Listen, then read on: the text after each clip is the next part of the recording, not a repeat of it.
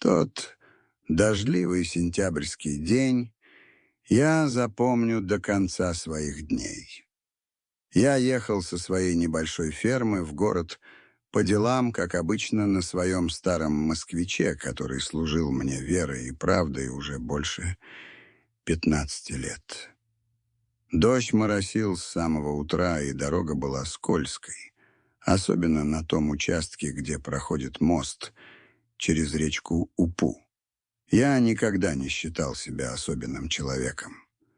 Обычный деревенский мужик, который после смерти жены Тамары остался один на хозяйстве с лошадьми и небольшим огородом.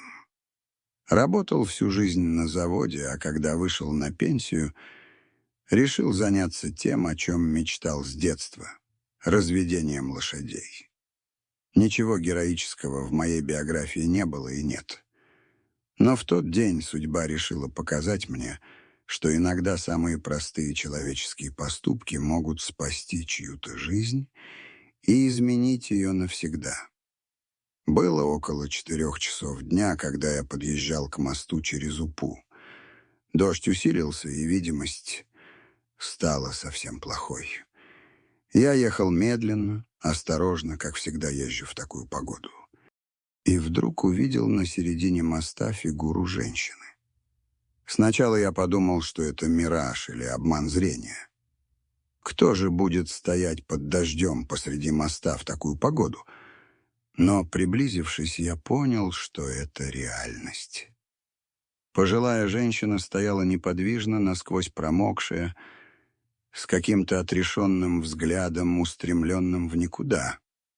Моя жена Тамара, царствие ей небесное, всегда говорила мне: «Миша, если видишь человека в беде, остановись. Не проезжай мимо, мы все когда-нибудь можем оказаться в такой ситуации». Эти слова эхом прозвучали в моей голове, когда я увидел эту женщину. Я притормозил и остановился в нескольких метрах от нее. Вышел из машины, не торопясь, стараясь не напугать. Подошел поближе и увидел лицо, которое потом не смог забыть многие месяцы. Это было лицо глубокого горя, но не сломленности. В глазах этой женщины была такое достоинство, что мне стало стыдно за весь мир, который проехал мимо нее, не остановившись. «Добрый день», — сказал я тихо. «Можно поинтересоваться, что случилось? Может, помочь чем-то?» Она посмотрела на меня так, будто не верила, что кто-то может к ней обратиться. Потом медленно кивнула и тихим голосом сказала: «Сын высадил меня здесь после ссоры. Сказал, что если мне не нравится его жизнь, пусть иду пешком домой». Я почувствовал, как что-то сжалось у меня в груди. Как можно бросить свою мать, да еще в такую погоду, да еще в таком возрасте? Но я не стал расспрашивать подробности. Просто сказал: «Садитесь в машину, промокнете до нитки». Она колебалась несколько секунд. Наверное, думала, а вдруг это какой-то мошенник или хулиган. В наше время женщинам приходится быть осторожными. Но что-то в моем лице или в голосе ее убедило. Она медленно подошла к машине. Когда мы ехали, я включил печку на полную мощность, чтобы она согрелась. Она сидела молча, изредка вздрагивая от холода. Я не задавал вопросов, только спросил, куда ее отвезти. Она ответила, что не знает, что у нее нет близких родственников в этих краях, что можно ее высадить в ближайшем поселке, и дальше она как-нибудь сама. «Никуда я вас не высаживаю в таком состоянии», — сказал я. «У меня есть дом, есть горячий чай и сухая одежда. Переночуете, отдохнете, а завтра решим, что делать дальше».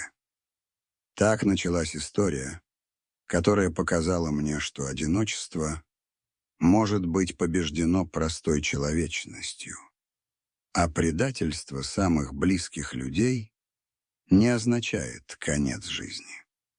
Моя небольшая ферма «Надежда» находилась в 15 километрах от того моста.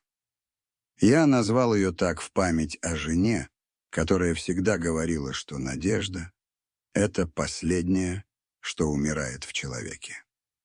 Домик был небольшой, но уютный, с русской печкой, деревянными полами и окнами, из которых видны были луга и пастбище, где паслись мои лошади. Когда мы приехали, дождь уже превратился в настоящий ливень. Я проводил гостью в дом, усадил за стол на кухне и поставил чайник. Пока заваривался чай, я принес ей сухую кофту Тамары и теплые носки. «Как вас зовут?» — спросил я, наливая ей горячий чай с медом. «Анна Ивановна», — ответила она тихо. «А вас?» «Михаил Петрович. Живу здесь один с лошадьми после того, как жена умерла». Она кивнула и попила чаю. Постепенно щеки ее порозовели от тепла, и она перестала дрожать. Я приготовил простой ужин, картошку с тушенкой и огурцы с грядки. Мы ели молча, но это было не неловкое молчание, а скорее спокойное, когда два человека просто находятся рядом, и никому ничего не нужно доказывать. После ужина я показал ей комнату. Это была Тамарина швейная, где стояла односпальная кровать для гостей. Я сменил белье, поставил на тумбочку лампу и сказал, что если что-то понадобится, я буду в соседней комнате. «Михаил Петрович», — сказала она, когда я уже выходил, — «спасибо вам. Я не знаю, что бы делала, если бы вы не остановились». «Да что вы, Анна Ивановна! Любой нормальный человек остановился бы. Просто так получилось, что я ехал в нужное время. Но я знал, что это неправда. Я видел, как мимо нее проехало множество машин, и никто не остановился. Люди спешат по своим делам, боятся лишних проблем или просто не хотят вмешиваться в чужую жизнь. В ту ночь я лежал без сна и думал о том, каким же должен быть человек, чтобы бросить свою мать на дороге. Какая боль должна была накопиться в сердце этой женщины, чтобы она не плакала, не кричала, а просто стояла под дождем с таким достоинством. Утром я проснулся от запаха свежего хлеба, спустился на кухню и увидел, что Анна Ивановна уже встала, приготовила завтрак и даже испекла лепешки в русской печке. Стол был накрыт чисто и красиво, как умеют накрывать только женщины ее поколения. «Доброе утро, Михаил Петрович», — сказала она с легкой улыбкой. «Надеюсь, вы не против, что я похозяйничала на кухне? Не могла просто так сидеть, сложа руки». «Конечно, не против. Наоборот, очень приятно. Давно у меня на кухне не пахло домашней выпечкой». Мы позавтракали, и я спросил, какие у нее планы. Она задумалась и сказала, что не знает. Квартира в городе была, но жить там одной, зная, что сын ее бросил, будет очень тяжело. Родственников близких нет, подруги тоже разъехались кто куда. «А вы знаете, что, Анна Ивановна?» — сказал я. «А вы пока не торопитесь никуда. Побудьте здесь, пока не решите, что делать дальше. Мне, честно говоря, одному скучновато, а хозяйство большое, рук не хватает». Она посмотрела на меня внимательно, изучающе. «Михаил Петрович, вы очень добрый человек. Но я не хочу быть обузой. Я могу работать, могу помочь по хозяйству. У меня руки есть, опыт есть. Да я и не сомневался. Просто подумайте об этом, как о взаимовыгодном сотрудничестве». И она осталась. Сначала на несколько дней, потом на неделю, потом на месяц. И я понял, что мой дом снова стал живым. Анна Ивановна оказалась удивительной женщиной. Она умела делать все — готовить, шить, вязать, ухаживать за животными. Но главное, она умела создавать атмосферу дома, того самого тепла, которого мне так не хватало после смерти Тамары. Постепенно она рассказала мне свою историю. О том, как растила сына одна после смерти мужа, как работала швеей, чтобы дать ему образование, как гордилась его успехами в бизнесе, о том, как он встретил Марину, девушку из богатой семьи, которая с самого начала смотрела на простую швею, как на что-то неприличное. «Я сразу поняла, что она его не любит», — рассказывала Анна Ивановна, когда мы сидели вечером на веранде и смотрели на закат. «Видела, как она на меня смотрит, как морщится, когда я что-то говорю». Но Андрей ее не слушал. Говорил, что я просто завидую его счастью. А что случилось в тот день на мосту? Он вез меня к врачу в Рязань. По дороге я еще раз попыталась с ним поговорить, объяснить, что эта девушка его использует. И он просто взорвался. Наговорил много жестоких слов, а потом выбросил меня из машины, как ненужную вещь. Она не плакала, когда рассказывала это. Просто говорила спокойно, как о чем-то, что уже не может причинить боль, потому что боль была так велика, что превратилась в пустоту. Знаете, Михаил Петрович, я сначала думала, что это конец, что я прожила жизнь зря, если мой единственный сын способен на такое. Но теперь понимаю, что это был не конец, а начало. Начало чего? Начало настоящей жизни. Той жизни, где меня ценят не за то, что я мать, а за то, что я человек. Недели складывались в месяцы, и я все больше понимал, что Анна Ивановна стала неотъемлемой частью моей жизни. Не как женщина, к которой я питал романтические чувства. Нет, тогда этого еще не было. Просто как человек, который сделал мой дом домом, а не просто местом, где я ночую между работой в конюшне и огороде. Она вставала раньше меня, и когда я спускался завтракать, на кухне уже пахло свежим хлебом и кипел самовар. Да, у нас был настоящий дедушкин самовар, который я достал с чердака специально для нее, когда узнал, что она любит чай по-настоящему, как говорила моя покойная Тамара. Анна Ивановна преобразила не только дом, но и всю ферму. Она разбила огород с такими овощами, каких я в жизни не видел. Оказалось, что она знает толк в садоводстве не хуже любого агронома. Помидоры у нее росли размером с кулак, а огурцы были такие хрустящие, что соседи приезжали специально их покупать. Но самое удивительное было то, как она нашла общий язык с моими лошадьми. Конь-дружок, который раньше никого к себе близко не подпускал, кроме меня, стал буквально хвостиком ходить за Анной Ивановной. Она разговаривала с ним как с человеком, и, клянусь, этот конь ее понимал. «У вас талант к животным», — сказал я ей как-то вечером, когда мы смотрели, как она чистит дружку гриву. «Да что вы, Михаил Петрович! Просто животные чувствуют, когда к ним относятся с душой. Они, в отличие от людей, никогда не предают». В этих словах была горечь, которую она старалась скрыть, но я-то слышал.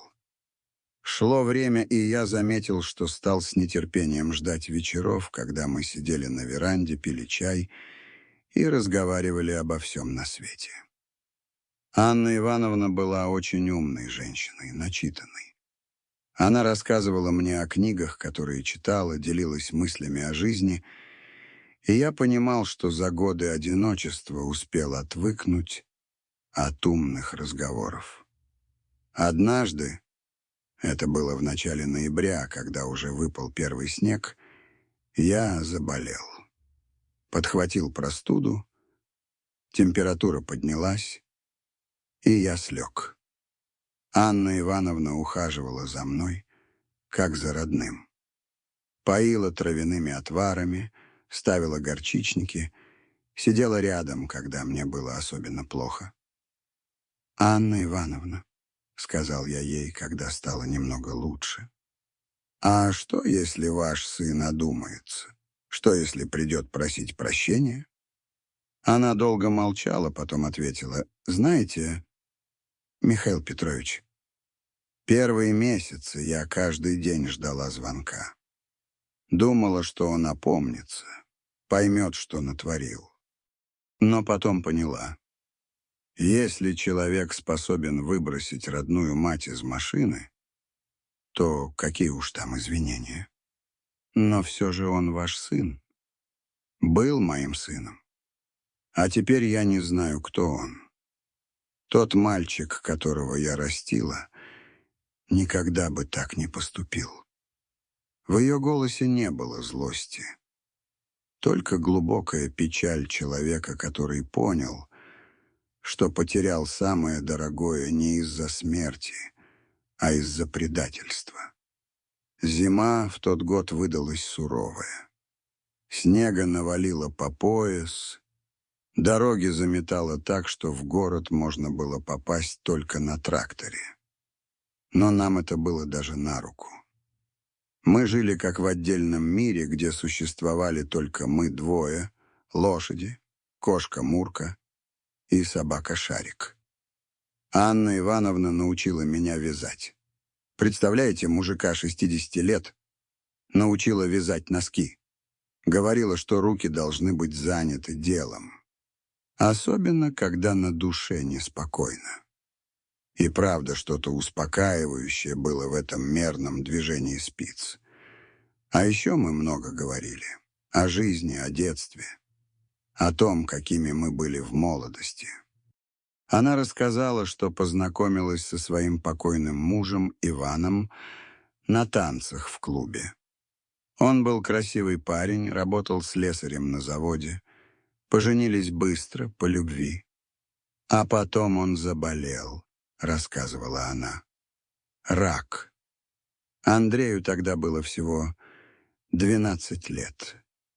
Иван перед смертью заставил меня поклясться, что я дам сыну хорошее образование, что сделаю из него человека. И я клялась, думала, что выполнила обещание. Вы выполнили, Анна Ивановна, вы дали ему все, что могли, а то, каким он стал, это уже его выбор. Не ваша вина. Но я видел, что она винит себя.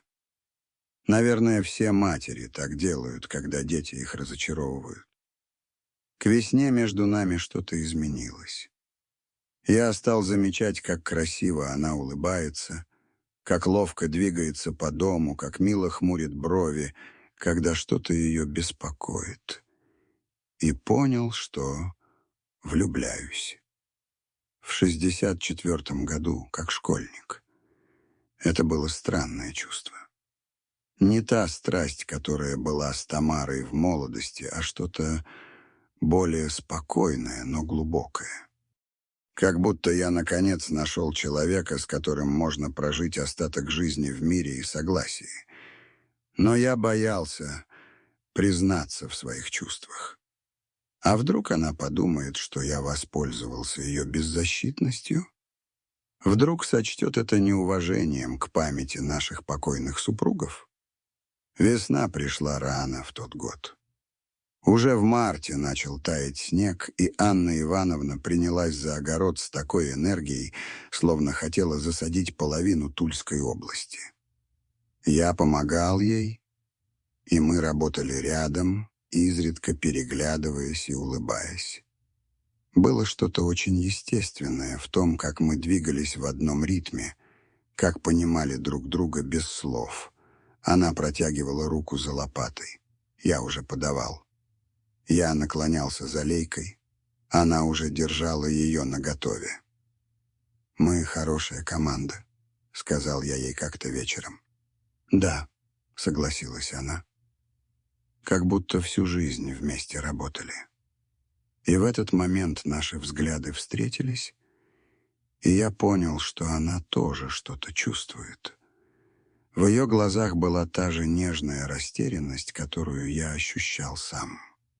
Но первым шагом все же пришлось сделать мне. Это случилось в мае, когда цвела сирень, и весь двор благоухал. Мы сидели на веранде, пили чай и молчали, наслаждаясь теплым вечером. «Анна Ивановна», — сказал я вдруг, не планируя этих слов заранее, «а что, если мы поженимся?» Она так удивилась, что чуть не уронила чашку. «Михаил Петрович, вы что, смеетесь надо мной?» «Нет, я серьезно. Мы хорошо живем вместе, нам хорошо друг с другом. Почему бы не сделать это официально?»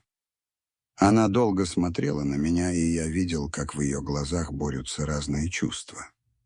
Радость, сомнение, страх. «Михаил Петрович, но ведь мы уже не молодые. И потом, как это будет выглядеть? Подумают, что я воспользовалась вашей добротой. А кто будет думать? Соседи? Так им только завидовать останется. Анна Ивановна, мне 64 года. В этом возрасте уже не играют в игры. Я говорю то, что думаю. Вы мне дороги, очень дороги. И я хочу, чтобы вы стали моей женой не из жалости и не из благодарности, а потому что мы подходим друг к другу». Она заплакала. Тихо, без рыданий, просто слезы потекли по щекам. «Михаил Петрович, да ведь я вас тоже очень полюбила. Но боялась признаться даже самой себе. Думала, что в моем возрасте это несерьезно». «Почему несерьезно? Мы что, хуже молодых любить умеем? Даже лучше, потому что знаем цену чувствам».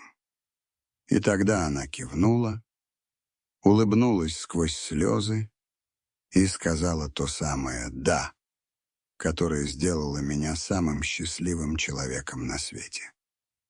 Мы поженились в июне, тихо, без больших торжеств. Только мы двое, свидетели из числа соседей, и батюшка из местной церкви. Анна Ивановна была в простом синем платье, которое сшила сама, но выглядела в нем как королева. После свадьбы наша жизнь стала еще лучше. Теперь мы были не просто двумя одинокими людьми, которые живут рядом, а настоящей семьей. Анна Ивановна расцвела на глазах. Она стала смеяться чаще, шутить, строить планы на будущее. А я понял, что счастье может прийти в любом возрасте, если сердце открыто для него. Но жизнь не была бы жизнью, если бы все было так просто. Через год после нашей свадьбы случилось то, чего мы не ожидали. К нам приехал сын Анны Ивановны. Тот августовский день запомнился мне необычной жарой. Мы с Анной Ивановной работали в огороде с самого утра, собирали помидоры и огурцы для консервации. Она была в легком сарафане, который сама себе сшила, и в соломенной шляпке, защищавшей от солнца. Выглядела она счастливой и умиротворенной. Около полудня мы услышали звук приближающейся машины. Это само по себе было необычно. Наша ферма находилась в стороне от главной дороги, и к нам редко кто заезжал без предупреждения. Анна Ивановна выпрямилась, прислушиваясь, и я увидел, как изменилось ее лицо. Словно тень пробежала по нему. Машина остановилась у калитки. Из нее вышел мужчина лет 35 в дорогом костюме, но с лицом, на котором была написана усталость и какое-то отчаяние. Я сразу понял, кто это, хотя никогда его раньше не видел. Андрей выглядел точно так, как описывала его Анна Ивановна, только постаревшим и потерявшим ту самоуверенность, которая когда-то позволила ему выбросить мать из машины. «Мама», — сказал он тихо, подходя к калитке. Анна Ивановна стояла неподвижно среди помидорных кустов, держа в руках корзину с овощами. Я видел, как дрожат ее руки, но лицо оставалось спокойным. «Здравствуй, Андрей», — ответила она ровным голосом. Он открыл калитку и вошел во двор, оглядываясь по сторонам. Его взгляд задержался на мне, потом скользнул по ухоженному огороду, по цветущим клумбам, по конюшне, где слышалось тихое ржание лошадей. «Мам, мне нужно с тобой поговорить», — сказал он. «Говори», — кивнула Анна Ивановна, не двигаясь с места. Он посмотрел на меня и неуверенно спросил: «Может быть, наедине?» «Нет», — твердо сказала она, — «это Михаил Петрович, мой муж. У нас нет секретов друг от друга». Андрей вздрогнул, словно его ударили. Видимо, до этого момента он не осознавал, что в жизни матери могли произойти такие серьезные изменения. «Муж?» — переспросил он. «Да, муж. Мы поженились год назад», — спокойно объяснила Анна Ивановна. Я видел, как он пытается переварить эту информацию. Наверное, в его представлении мать должна была сидеть в своей квартире и ждать, когда он соизволит с ней помириться. «Мам, я пришел извиниться», — сказал он наконец. «Я понимаю, что поступил ужасно. И хочу все исправить». Анна Ивановна поставила корзину на землю и только тогда подошла ближе к сыну. Я остался стоять рядом, готовый поддержать жену, если понадобится. «Что случилось, Андрей?» — спросила она.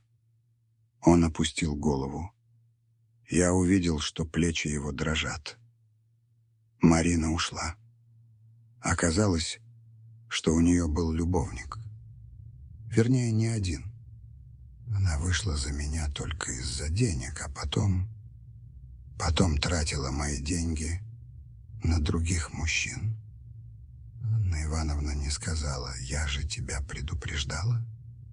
Не сказала: «Надо было меня послушать». Просто стояла и смотрела на сына с болью в глазах. «Мне некуда идти», — продолжал Андрей. «Квартиру она отсудила как совместно нажитое имущество. Бизнес развалился, потому что я все время был занят семейными проблемами. Долги... Мам, у меня ничего не осталось». «И ты решил вспомнить о матери?» — тихо спросила она. «Да». «Нет. То есть не так. Мам, я понимаю, что был неправ. Кругом неправ. Ты была единственным человеком, который меня по-настоящему любил, а я...» Он заплакал. 35-летний мужчина стоял посреди нашего двора и плакал, как ребенок. Анна Ивановна подошла к нему и осторожно положила руку на плечо. «Андрей, я тебя прощаю», — сказала она. Он поднял на нее удивленные глаза. «Прощаю, потому что ты мой сын, и материнское сердце не может не прощать. Но это не означает, что все можно вернуть назад. Мам, я готов на все. Я буду работать, буду помогать тебе». «Андрей», — прервала его Анна Ивановна, — «у меня теперь другая жизнь. Я счастлива, понимаешь?» Впервые за много лет Я по-настоящему счастлива. И я не хочу ничего менять. Он посмотрел на меня с каким-то отчаянием. «А кто это?» «Какой-то деревенский. Мам, ты же образованная женщина». Я почувствовал, как во мне поднимается злость, но Анна Ивановна опередила меня. «Андрей», — резко сказала она, — «этот деревенский подобрал твою мать с дороги, когда ее собственный сын выбросил как ненужную вещь. Этот человек дал мне кров, еду, заботу и любовь. А ты что дал мне, кроме боли?» Андрей побледнел. Наверное, впервые за много лет он услышал от матери такие жесткие слова. «Прости меня», — шепнул он. «Я уже простила. Но прощение не означает, что я готова снова стать твоей мамой-служанкой, которая будет решать все твои проблемы». Мы стояли молча несколько минут. Я видел, что Анна Ивановна борется с собой. Материнское сердце рвалось к сыну, но разум подсказывал, что нельзя снова позволить себя обмануть. «Хорошо», — сказал наконец Андрей. «Я понимаю. Но, может быть, ты дашь мне шанс хотя бы остаться рядом. Не в доме, я снять что-нибудь в деревне. Просто чтобы доказать, что я изменился». Анна Ивановна посмотрела на меня. Я кивнул. Решение должно быть за ней. «У Петровича в деревне есть домик, который он сдает», — сказала она. «Можешь снять его. Но с условием: никаких просьб о деньгах, никаких попыток влезть в нашу жизнь. Хочешь доказать, что изменился? Докажи делом». Так Андрей остался в наших краях. Снял небольшой домик у соседа, устроился работать в фермерское хозяйство рядом с нашим. Работа была тяжелая. Ухаживать за скотом, косить сено, ремонтировать технику. Но он не жаловался. Первые месяцы было тяжело всем. Андрей приходил к нам раз в неделю, обычно по воскресеньям. Сидел за столом, неловко разговаривал с матерью о погоде и работе. Я видел, что ему хочется сказать что-то важное, но он не находил слов. Анна Ивановна держалась с ним вежливо, но сдержанно. И за лечение, и за прощение, и за то, что дала мне шанс. «Не мне спасибо говори», — ответила Анна Ивановна. «Минус Михаилу Петровичу. Это он сказал, что нужно тебя к нам перевести». Андрей подошел ко мне, протянул руку. «Михаил Петрович, я не знаю, как вас благодарить. Вы не только маму спасли, но и мне шанс дали стать человеком». «Да ладно», — смутился я. «Что тут особенного?» «Особенного то, что вы оказались лучше родного сына. С того дня наши отношения с Андреем изменились кардинально. Он перестал смотреть на меня как на препятствие в отношениях с матерью и начал видеть во мне союзника. Постепенно между нами выросло то, что можно назвать дружбой, хотя и осторожной. Андрей действительно изменился. Работа на ферме закалила его не только физически, но и духовно. Руки, которые раньше знали только клавиатуру компьютера и руль дорогой машины, теперь были покрыты мозолями от вил и лопаты. Он худел, загорел, в глазах появилась та усталость, которая бывает только у людей, познавших настоящий труд. Но главное, он научился быть скромным. Больше не рассказывал о своих прошлых успехах, не жаловался на трудности. Просто работал молча, да изо дня в день, словно отбывал какое-то невидимое наказание. Анна Ивановна внимательно следила за переменами в сыне. Я видел, как она украдкой наблюдает за ним, когда он рубит дрова или помогает нам с сенокосом. В ее взгляде была смесь материнской гордости и осторожной надежды. «Михаил Петрович», — сказала она мне как-то вечером, — «кажется, он действительно становится другим человеком». «Да», — согласился я. Жизнь его хорошо проучила. Только бы это было всерьез, а не до первой удачи. Я понимал ее осторожность. Слишком много боли причинил ей Андрей, чтобы она могла легко поверить в его исправление. Время шло, и постепенно наш семейный круг расширился. Андрей стал частым гостем в нашем доме, но теперь он приходил не как блудный сын, просящий прощения, а как равноправный член семьи. Помогал мне в конюшне, обсуждал с Анной Ивановной планы на огород, рассказывал о своей работе.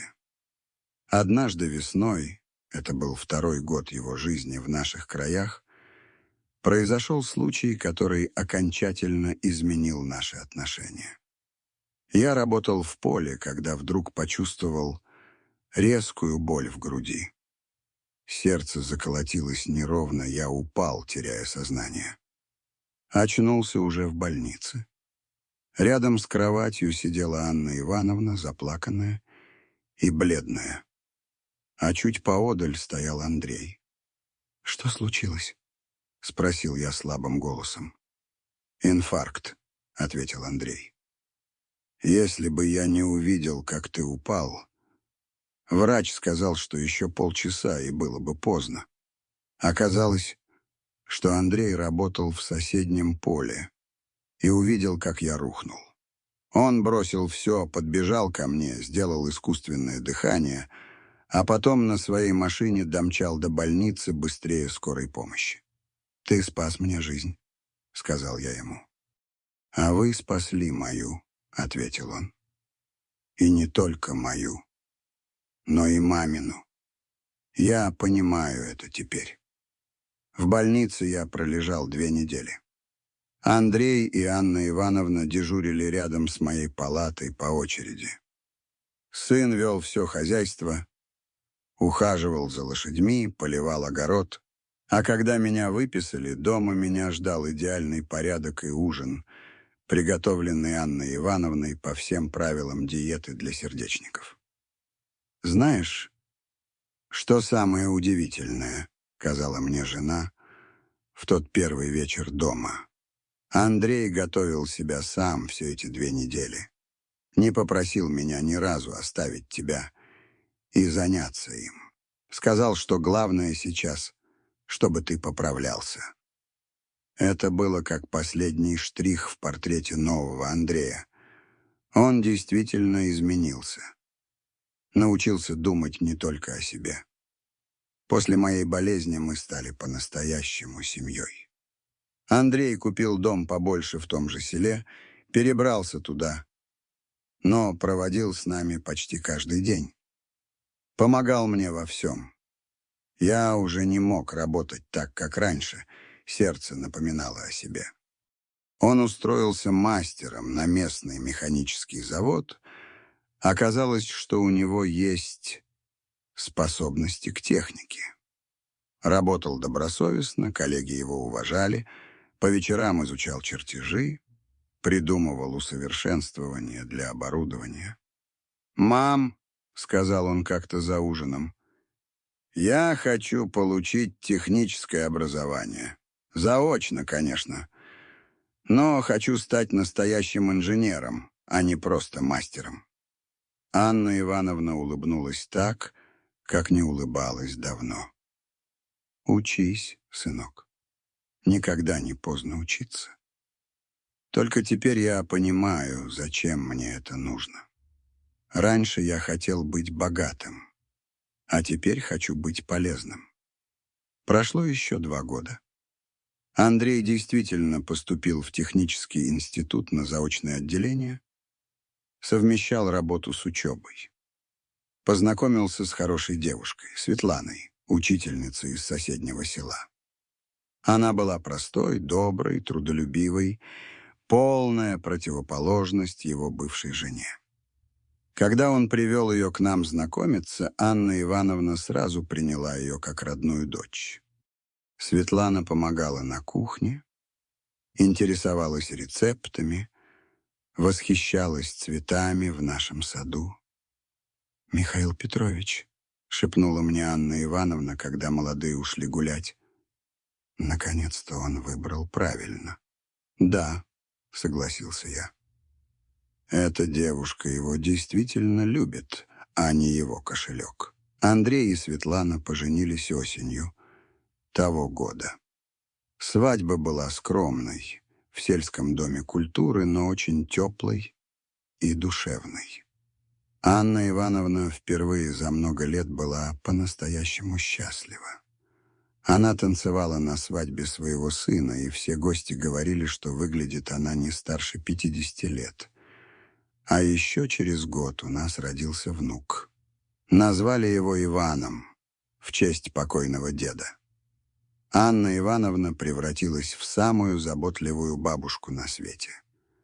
Возилась с малышом, пела ему песни, вязала пинетки и шапочки.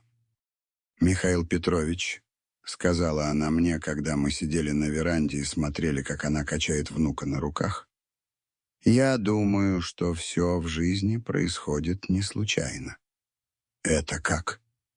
«Если бы Андрей тогда меня не бросил на мосту, я бы никогда не встретила вас. А значит, не узнала бы, что такое настоящее счастье.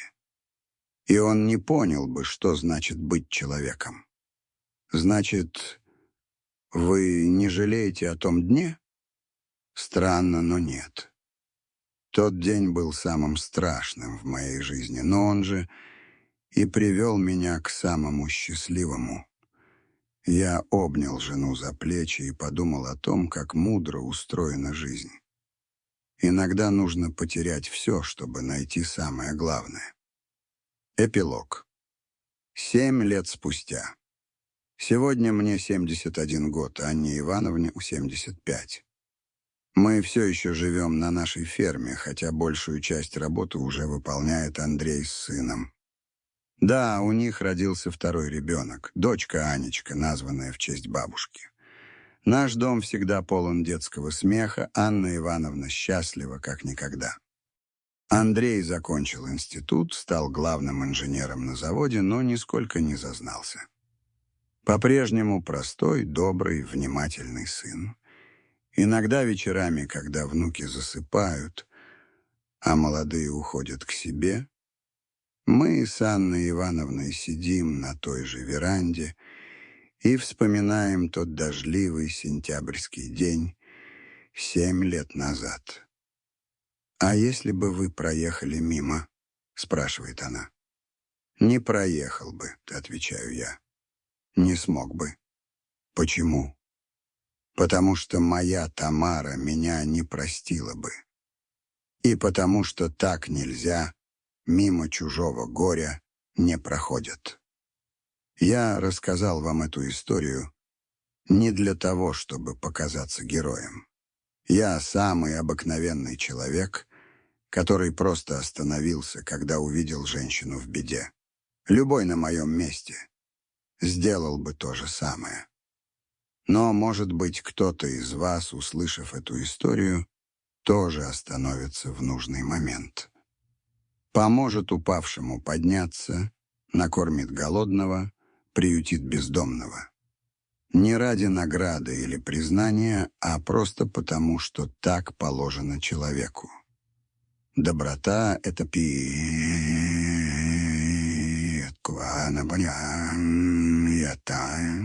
это то, какими мы должны быть по определению.